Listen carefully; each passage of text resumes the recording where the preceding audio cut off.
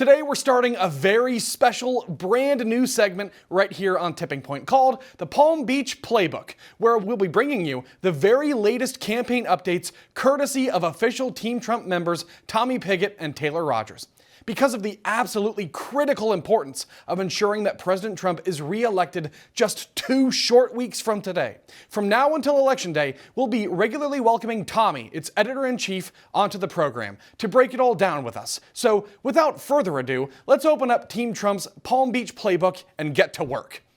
Order up! Sunday was an iconic day in modern political history when President Trump suited up for a shift at McDonald's in Bucks County, Pennsylvania, where he cooked fries, worked the drive-thru window, and roasted Kamala for her disgusting McLies.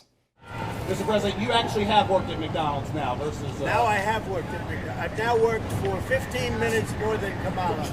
Are you going to put this on your resume? I never worked here. Why would she lie about something like that? Kamala. Will be put on your resume. Worked at McDonald's. Why would she lie about that? Why? Because she's lying Kamala, that's why. Now keep in mind that all of that was happening while thousands and thousands of people lined the streets to support President Trump. And as you can see, the movement to save America has never been stronger. His visit to the Golden Arches showed us that President Trump is the president for working Americans. Kamala likes to say she grew up in a middle-class family, but when you ask how she will help the middle class, of course, which has been hammered under almost 4 years of Kamalanomics, she just can't answer. Not only is there no evidence, of course, that she ever worked at McDonald's, but when she says she offers a, quote, new way forward for working Americans, she's outright lying, and her track record speaks for itself on this issue. So here are the facts. Under Kamala, inflation has averaged 5.2%, almost 3 times the average inflation rate under President Trump. Under Kamala, real average weekly earnings are down 3.4%. Under President Trump, real average weekly earnings increased 8.2%. Under Kamala, gas prices have averaged $3.49 per gallon. But under President Trump, gas prices averaged $2.48 per gallon. And in Kamala's first 3 years, Americans saw a 1.3% increase in median household income, whereas in President Trump's first 3 years, Americans saw a 10.5% boost in median household income, 7 times larger. In Kamala's first 3 years, the personal savings rate fell from 19.3% in 2021 to 2.9% in 2024, an 85% decrease. But in President Trump's first 3 years, the personal savings rate rose from 5.3% in 2017 to 19.3% in 2021, a 264% increase. Under Kamala, the average 30-year fixed mortgage rate increased by 120% between 2021 and 2024. But under President Trump, the average 30-year fixed mortgage rate decreased by 32% between 2017 and 2021.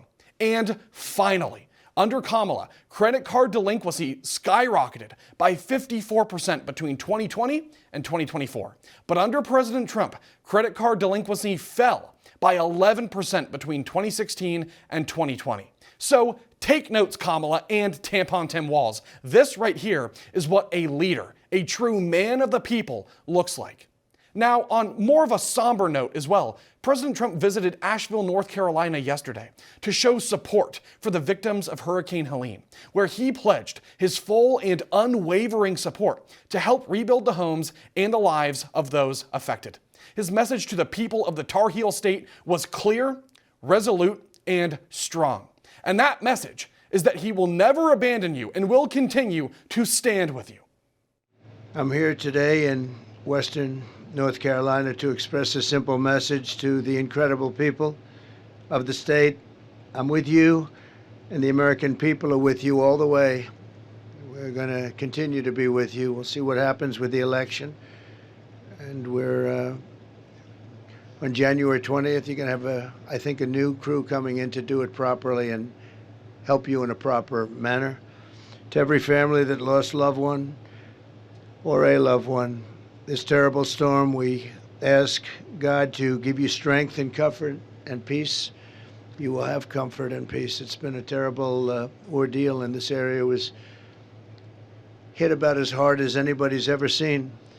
To all those homes and Your homes have been destroyed. Many of you are rebuilding, and many of you are going to just start all over again. And the communities were ravaged and destroyed. We're praying for you, and we will not forget about you. We will never forget about you. We're going to be working with you for a long time to come to get it back together. When I'm president, I will stand with you until the communities are fully rebuilt. Every single inch of every property will be fully rebuilt, greater and more beautiful than it was before.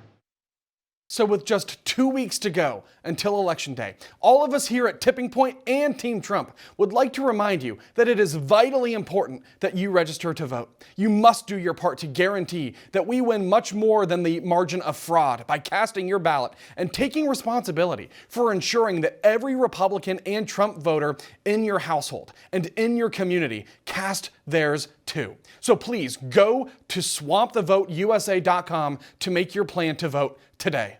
And joining us now to discuss is Tommy Pigott, the Director of Strategic Communications for the Republican National Committee and the Editor-in-Chief of the Palm Beach Playbook. Thank you for being here today, Tommy.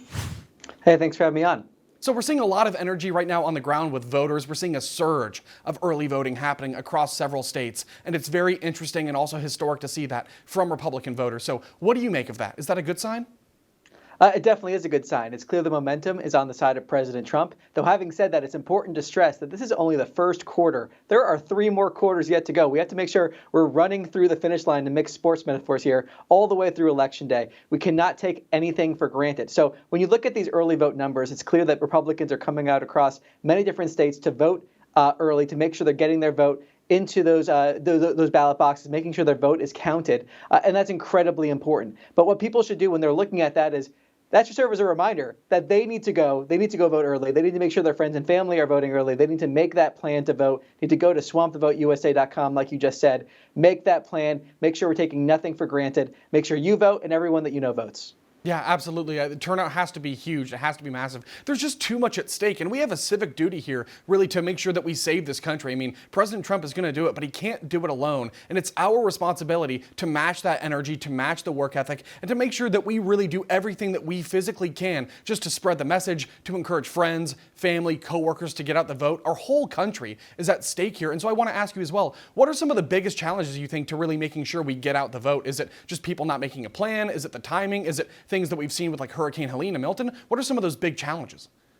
Well, I think it really depends on the state. There are a lot of different challenges depending on the state. One of the challenges is that people sometimes don't make their plan. Sometimes they wait too late and they're waiting last minute to go get that vote in. And you never know what's going to happen on Election Day, for example, at work or your personal life. You never know what's going to happen. So you got to make sure your vote gets banked early. You got to get out and vote early. Got to make that plan. Also, one of the reasons why it's important to vote early is because it lets us redirect resources to lower propensity voters. And what that means is targeting voters that maybe haven't voted in a few election cycles, maybe need a little bit more encouragement to get out and vote. It lets us go after their votes instead of your vote. If you know you're going to vote on Election Day, just get it in early so we don't have to waste money chasing after your ballot. So that's one of the biggest things that we're seeing. I think in addition to that, and an important component to this, is the Protect Your Vote initiative. ProtectTheVote.com for updates on that.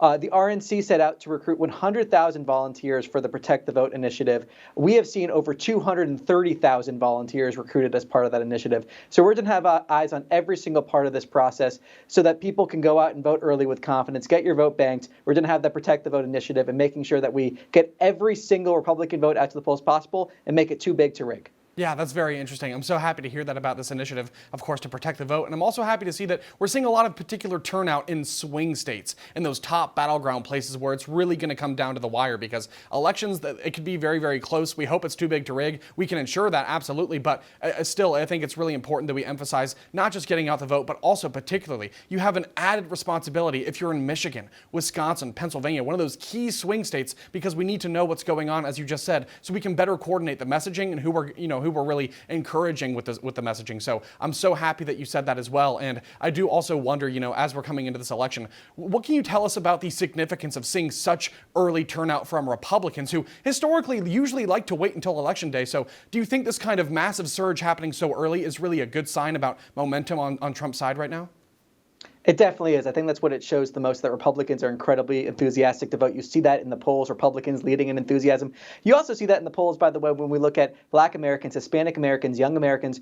They're supporting President Trump at levels unheard of for a Republican in a generation. And it speaks to the fact that President Trump's movement is expanding. It's reaching more and more people. And that he has a message of common sense that is a message for all Americans. So we're seeing that in the polling. We're seeing that enthusiasm. I also think it's because voters are listening to President Trump. President Trump himself is saying, go out and vote early. Make sure you get your vote in. Make sure you make that plan, execute on that plan, and have your friends and family do that too. So we're seeing not only the enthusiasm, but also people following through on their own plans, on their own commitments they made to vote early. And that's all part of this movement to save America. Yeah, absolutely. I'm not sure about you, but that tells me people really understand just how important this election is for our country. So much rides on November 5th. As President Trump has said, this will be the most important election in our lifetime and probably in U.S. history. So I think people really are seeing that, and they understand the gravity of the situation. This country is on life support after 4 years of Biden and Harris, but we have an opportunity here to save it and to right the ship and turn things around. So I don't want people to focus on the doom and gloom. I want people to be optimistic, enthusiastic. We can save this country. We absolutely can. We just have to make a simple choice.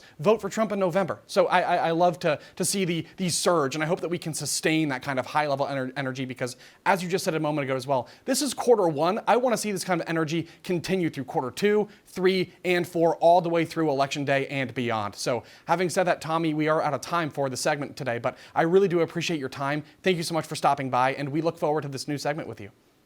All right. Us too. Looking forward to it very much. Thanks for having me on.